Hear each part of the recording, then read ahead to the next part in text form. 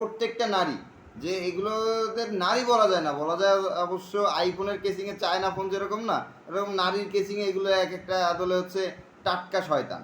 তো এগুলোরে যারা বিয়ে করবে তাদের পরিণতিটা কেমন হবে আল্লাহু আলাম, আল্লাহ ভালো জানেন। তবে আমার মনে হয় এরা যদি প্রকাশ্য তওবা না করে তাহলে তাদেরকে বিয়ে করা উচিত না।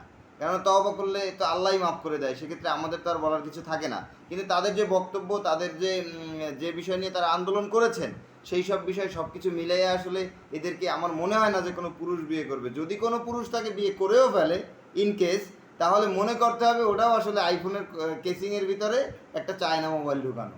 ওটা দেখতে পুরুষের মতন হলেও প্রকৃতপক্ষে তার আসলে পুরুষত্ব নেই। তো চলেন তাদের ভিডিওগুলো আপনাদের একটু দেখাই, তারপরে সব কিছু আপনাদের উপরেই ছেড়ে দেব। আপনারাই সিদ্ধান্ত নেবেন এরা আসলে কোনো নারী, এরা আসলে ইসলামের জন্য কতটা উপকারী, বা এরা একটা পরিবেশ বান্ধব পরিবেশে, একটা পরিবেশ আদর্শ পরিবেশ এরা আসলে গঠন করতে পারবে কি না, ইত্যাদি সব কিছু বিচার আচার আপনাদের উপর ছেড়ে দেবো। তো চলেন শুরু করা যাক।